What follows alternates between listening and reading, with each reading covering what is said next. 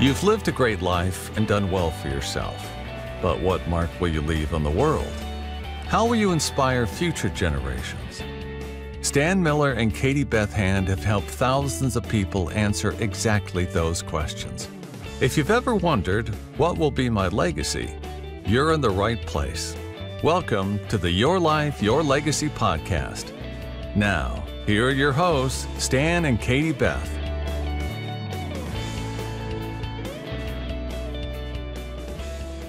Welcome back to the Your Life, Your Legacy podcast with your hosts Stan Miller and Katie Beth Hand. Today we have with us Dr. Jon Robert. Dr. Jon Robert is a pediatric specialist from Hot Springs National Park, Arkansas, and has over 51 years of experience in the medical field. Beyond that, he's recently gotten involved with a group called Kenya Relief, and he's going to tell us a lot about what they do with the project and how that is having an impact on the world. Welcome, Dr. Robert. We are so glad to have you with us on the show. Wonderful to be here with you. So, Dr. Robert, before we jump into anything else, can you give us the name of the project we're talking about today is the Kenya Relief Project. Could you give us just a really brief overview of what Kenya Relief is and tell us a little bit about what the project's focus is? Okay, Kenya Relief is an organization that was founded by Steve James in 2001. He's a certified nurse anesthetist. He founded this organization in memory of his daughter, Brittany, who died suddenly in 2001. And he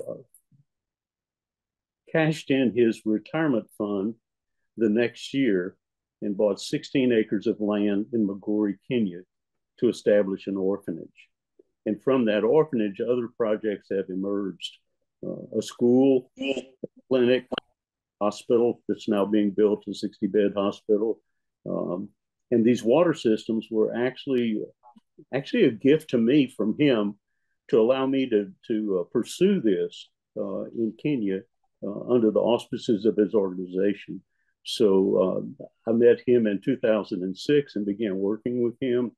And the story emerges from that, but that was the beginning of it. I learned about his organization, like you said previously, in speaking with Stan.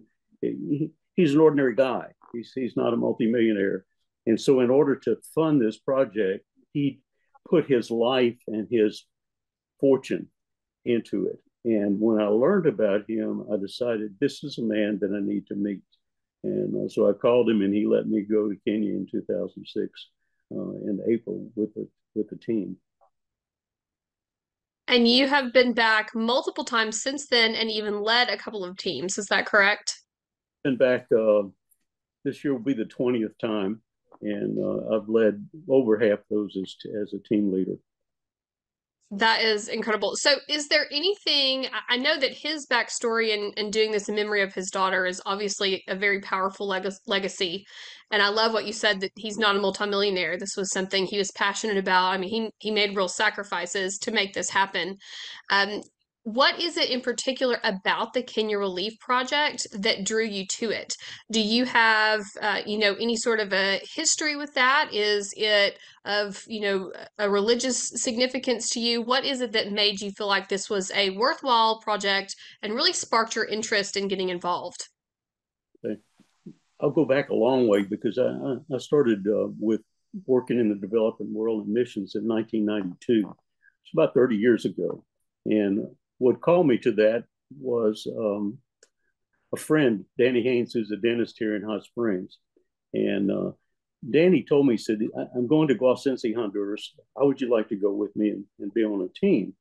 And so I prayed about it and thought about it. And then the only verse that came to mind was in James, the book of James. I love him. He's such a practical guy. He says, therefore, to him who knows to do good, it does not do it. To him, it's sin. So it shifted the paradigm of doing bad things as being wrong to not doing good things as being wrong. And so I joined on that team. But what I realized, I went over the next 10 years on 5 teams to Central and South America. I realized that we worked out of suitcases. We many times saw people that had never seen a physician before. And when we left, they possibly would never see a physician again. We brought our supplies in a suitcase. We worked in a school or church, or sometimes in the outdoors. And then when I learned about Kenya Relief, I learned that this was an organization that was building for the long term. And so they started small in the same way that we did: suitcase, pickup truck, under a shade tree, seeing patients in the open, and then very quickly built an orphanage, built a clinic, built a small hospital, built a school, started thinking in terms of longevity. And now we have a fully operational clinic that has a pharmacy, a lab, x-ray, has 5 surgical suites, 5 eye lanes for ophthalmologists, has a 28-bed recovery hospital, an orphanage with 100 children in it, a school with 750 children, and now the water systems. And we're building $1 million hospital, a 60-bed maternal child health hospital. And so I could see what I loved about it. I worked with organizations before that were set in stone. I thought, this is something that's malleable. This is something that I could be involved in, where I could fit and where I could see something and contribute, and not just be a part of a cog in a very giant wheel. So that's what was exciting about the whole thing. And then when I met Steve, I just fell in love with him. It was like, I've known him all my life now. And I was so inspired by his story, but also his passion for what he's doing. And he never, ever, ever gives up. His son now is a missionary on site. That's incredible. That is incredible. So you mentioned in there, and this is kind of my takeaway, you obviously there are ways that you can donate to Kenya Relief, and we'll talk a little bit about that here in a few minutes, but you could have easily just donated. Instead, you've actually made multiple trips to Kenya. You have led teams there to help. You've been boots on the ground, Jesus's hands and feet with these people. Tell us a little bit about the people that you met there, the impact that you are hoping to have on them, and then also the impact that they've had on you. Okay. Their family. I remember the first time I went, the children in the orphanage met us and sang a song, "Welcome, Welcome Home." And, and I felt, oh, wow, I'm home. And then at night, I listened to the children in the orphanage singing Vespers in their own language. It was so beautiful that I had an old VCR and I set it on a post in the dark and listened to the 18-wheelers drive by and the crickets, and looked up at the sky and listened to these children singing their beautiful songs. And I thought, they have hope. They have hope now. And so we sponsored a child that first year that I went there. My wife and I decided to sponsor a little girl named Mary Akillo. Mary had a horrible story, like most of the orphanages in the clinic, children's orphanage there. She had, her father was an alcoholic. He had attempted to murder her and her brother and sister, and had murdered her mother, and she had run away. She was found under a tree in a small town with a infected wound, scalp wound, and leg wound, and was picked up when Kenya Relief was still one of those under the tree things, and took to Nairobi and had surgery. And she was coming back on the bus from Nairobi when I was going there on the team. I saw this beautiful little girl with plaited hair, and she had a crutch, and it was just. And Steve said, "How would you like to sponsor a child?" The first team, he said, usually team members sponsor. I said, "Yeah, we'd love to sponsor Mary." And so we sponsored Mary for 10 years. We got her through school. She's now employed. She's married. And investing in her life changed our life, to see her grow. And at first she was so frightened and so traumatized by the events of her life.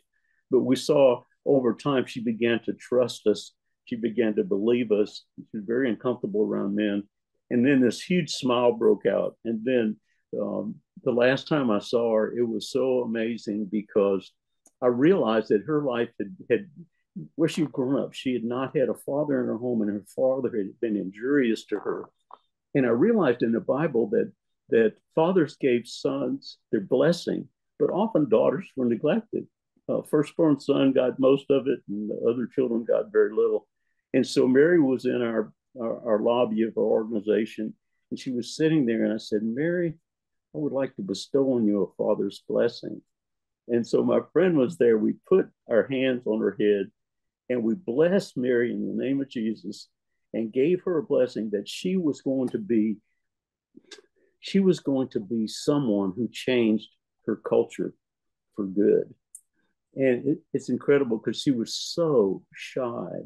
And my friend saw her leaving after we had prayed, and he said, "What happened to Mary?" He said she had this huge grin across her face. And he said, as I walked by, she gave me a high five. She said, "That's not the Mary I knew." So Mary is one of those people who transformed my life, watching her and investing in her and seeing her grow and become a mature woman, a good person, going to be a good mother, going to contribute to society. Probably that's one of the biggest blessings that I've received. That is incredible. And do you still get to see Mary every time you make a trip back? She's moved. She's in another city now. I've missed her the last trip there. I would love to have contact with her, but the district that I work in is large. The surrounding area, the environs, the county is about 250,000 people, and so it's not a small town. It's not a small place. We think of it as little villages, but and we're sending feelers out in every direction trying to contact her again. But with COVID, the people got dispersed. They had to move to work. She married, so there. I would love to see her again. We now sponsor another little girl who's 6 years old. Her name is Brilliant, and we're starting that process over again with a young child. That is incredible. Now, do you and your wife have children of your own, Dr. Robert? Yes, we have two children, seven grandchildren, and one grandchild born last week. That is wonderful. Congratulations. Congratulations. So, have they been at all, obviously they know about your work with this project. Have they been at all involved with Kenya Relief, or how have they been impacted by your interest and by your work with Kenya Relief? It's incredible because Mary became part of our family. Her name is Mary Akillo, the first girl we sponsored. And so we have family pictures. And my son is the director of the pediatric ICU at Cedars-Sinai Hospital. And he went to Kenya with me in 2009. And so he's actually been to Kenya, and we have a family photo with Mary and Stephen, my son, and I there. So, yeah, they're very involved in it. They've contributed to the work. We send supplies, we send money, but also Stephen's actually been on site. That's it. That is absolutely incredible and such an incredible legacy. Stan, I know you're probably full of thoughts and questions. What questions do you have for Dr. Robert or about the project? I want to hear about the water wells. I've heard about that, and I want to get, I want to get the whole truth on that. Okay. Very, very interesting story because I was sent with several members of the Kenya Relief Board to Turkana District, Kenya, which is in the northwest corner by the Sudan and Ethiopia. We were going there to help another organization called Kids Against Hunger deliver food to that area where there's a huge refugee camp called Kakuma. So when we were in that area, we saw the results of a culture decimated by droughts for 10 years. And literally this pastoral culture, this herders and shepherds society had been decimated by the lack of water. And so I was coming back on the plane from Nairobi to Amsterdam, and I thought, I take care of many of the results of illnesses caused by water. So I get the downstream part of it. And it's really devastating because there's so many people harmed by bad water. Statistics are just staggering. 3.4 million people die from water-related diseases. Lancet tells us that there are more people that die from bad water than war, terrorism, and weapons of mass destruction. Over 4,000 children die every day from bad water. And so as I was coming back, I thought, I'm already in Kenya. What if I could help somewhere with water? And then I thought to myself, I don't know anything about water. I know nothing about it. This is not my bailiwick. and I've treated patients, but I'm there, and I thought maybe I can network and do something to bring resources together to get water. And so God just started putting in my mind people that I knew. And it was incredible because my grandson lives in Charleston, South Carolina, which is the headquarters of Water Mission International. So Water Missions, one of their engineers is Brad Reed, who just happens to be my grandson's best friend. And so we had dropped his friend off at the office, and I knew where Brad's office was. And so I texted him from Amsterdam, my grandson, and I said, I need Davis to give me his dad's phone number so I can text him and see if I can learn a little bit about water. I also realized that my wife's nephew, Josh Munn, is a chemical engineer who just started working for Oxy in a chemical company in Houston, Texas. And I thought, well, here's another resource I can pull together and see about this. So I texted Josh and I said, Josh, would you be interested in thinking about developing a water system? So by the time I got back home, I got some friends together and we talked about it. I said, I need a little bit of seed money to make this happen. And so we talked to these two individuals, and Josh actually agreed to join me in Kenya. And about 6 months later, we were on the ground in Kenya looking at something that was pretty incredible. God orchestrates all these things. The British in 1952 had dug a series of impoundments in this district. So their dams and water supplies for watering livestock and actually drinking water if it's boiled. So there are these large impoundments of water, a series of them, a string of them that go from Migori, Kenya, where our base was, all the way to the Tanzania border.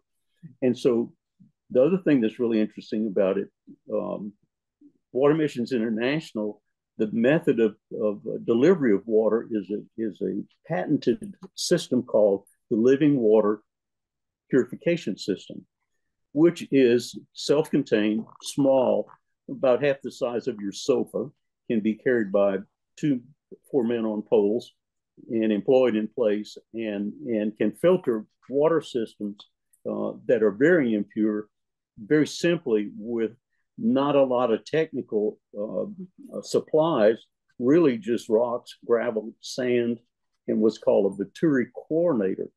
And so this was ideal for the system to be placed in a place where the British had put these impoundments. So the city that we chose is just about 1.5 miles from where we live, called Nairobi, Kenya. We're in Migori, Kenya. And so we started to be in working with them. We thought that we didn't really know anything about this, and we had no angels, we had no large donors to give us money. We had friends and family, and so we had just a small kitty to deal with, but we had enough money to start investigating so that we could use these people's money wisely. Josh would run the figures from a company called Derby Engineering in Nairobi, Kenya, through what he knew from suppliers in the United States. And then Water Mission International would also send a proposal for development of the system. So within less than a year, we had a proposal from Derby Engineering, Water Mission International, and also some comparison figures from Josh from the United States about what a system should cost. And they all fell exactly in the same place. And so we elected to go with Water Missions International. And within a year, we had placed a system in a community called Nairobi, Kenya. About 1,200 people there at the time. This community, since we've set up the system's been in place since 2013. The community size has doubled, so there are now 2,500 people in this community. We expanded the system in 2019, so we have a more accessible venue to give water to the community, and also the community envisions bottled water and selling water in that community. In 2014, we did the same thing in another community of 2,500 people, and this time had a much larger system that encompassed about pipes of about 3.5 miles, 2 schools, a school of 800 children, a community of 2,500, and that community has doubled in size since 2014, and the school's doubled in size. Water is life, and these are how these systems take place. So this is the skinny of how it's all happened. So let me ask you: do you have data? You've been doing this long enough now. Do you have data that, in any way, is able to measure the impact of what clean water is doing on the health of these kids, or not just kids? I guess it's adults, everybody, right? Yeah, it's the data is there from the World Health Organization. Every dollar you spend on water, you get an $8 return in improved health in the community. That's pretty good return on investment. That's a pretty good return on investment. Yep. Yeah. I'll give you another example. Not just the water supply, though. We were involved in trying to develop this system in Naomi, and it was in the interim. So it was during that year that we were working to develop that first system that there was a cholera epidemic in Kenya. It hit 3 cities. It hit Kisumu, it hit Migori, and it hit Nairobi. And one of the things at this point in time, Kenya Relief had been there for about 10 years. One of the things that the Kenyan government did was to study the rapidity at which the community responded to it and the mortality rate. And the mortality rate in Migori was 10 times less than Nairobi or Kisumu. Identification cases, they had their index case, they isolated cases, they quickly treated those people that were ill. And so these things happen fast. And so your very presence in a place, not just what you do, but your very presence starts to develop an infrastructure that leads to rapid response in crises. Yeah, that is awesome. So I'm curious, this. I really want to hear you talk a little bit about the impact this initiative has had on your own life and the impact it's had on the lives of your children and now grandchildren. One of the things too, I don't want to neglect. No, go ahead. My wife has been on mission trips with me before. She's been to Peru and Honduras. She's had some health issues that keep her from traveling to Africa. But I love it, the saying, those serve who only wait. She's waited and manned the fort here at home while I was gone. And there's been a significant amount of economic cost to be involved in missions. There's some isolation involved while you travel and your family's alone. My son's been impacted by this. My grandchildren have been impacted. We've got a granddaughter who is an on fire believer, who's 18 years old now, and who loves this and wants to go. Our church has been involved with it in prayer and supporting this ministry too. And so it ripples out. I think the first thing to say is the first time you're exposed to the developing world and you realize that people live so differently than you do, you're never, ever the same. I remember when I came back the first time, I had culture shock both ways because there were 2 things that impacted me. Number 1 is how little people have. And number 2 is how happy people in the developing world are. And I really pondered that, and I was in shock for probably about 3 months after that trip, trying to figure that out. And then I realized there was a book written later called When Helping Hurts. Sometimes we as believers tend to believe that material poverty equates to spiritual poverty, and it doesn't. In fact, they're all often inversely related. So many times, material poverty results in spiritual perspective and wealth, and material poverty results in material prosperity results in spiritual poverty, because we tend to trust in our things. And so it was a lesson learned. And so not only did I impact things there, but that impacted me in a way so that I was totally different. At first, I was angry with Americans because they had so much and were so selfish. And then I felt sorry for Americans because they had so much and were so afraid, not comfortable, not happy, not secure, And so it increased my compassion, not only for the developing world, but for my patients and families that I dealt with every day. It's a good answer. I'm glad I asked that question. That It's was quite an that insight. was a great answer. That was a great answer. Dr. Robert, is there anything else that you would like our listeners to know about what you do or about the Kenya Relief Project? I would just ask them to get on the website and peruse the opportunities to be involved. And we've had people that have gone on trips. We've had nurses, particularly. We have 22 medical teams that go to Kenya every year. Those teams vary in number. Smaller teams with medical problems, larger surgical teams up to 25 people. We do up to 50 surgeries in a 3-day period. We see 400 to 700 patients. We went to outpatients to orphanages. There are lots of ways to get involved. We've had people go that couldn't afford to go, but who had sponsors. They did a GoFundMe, and someone did it. We had a nurse in an operating room. The first Black nurse that we ever had go to Kenya could not afford to go to Kenya. She was a scrub nurse in an operating room, and she told the surgeons, "I want to go to Kenya." And they said, "I don't want to go to Kenya, but I can pay for you to go to Kenya." And so she went. It was amazing to see her there and to connect with her people, and so it was so great. So that's one thing. You can give, you can go, you can sponsor someone else to go. Their needs for supplies. We not only have medical teams that would go, we have vacation Bible school teams, we have construction teams. We have a compound now that's 60 acres. And so we have security and people who go there as security consultants. We're now going to have a state-of-the-art hospital that's going to have maintenance requirements for HVAC and computers and all sorts of things. Electricians are needed. The water system is still there.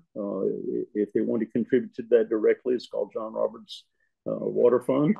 And but there are a number of things. I would ask them, like I did, to whatever your passion is, and if you don't have passion, I feel sorry for you. But whatever your passion is, whatever you see your passion to be, there's an opportunity with this organization to be a part of it.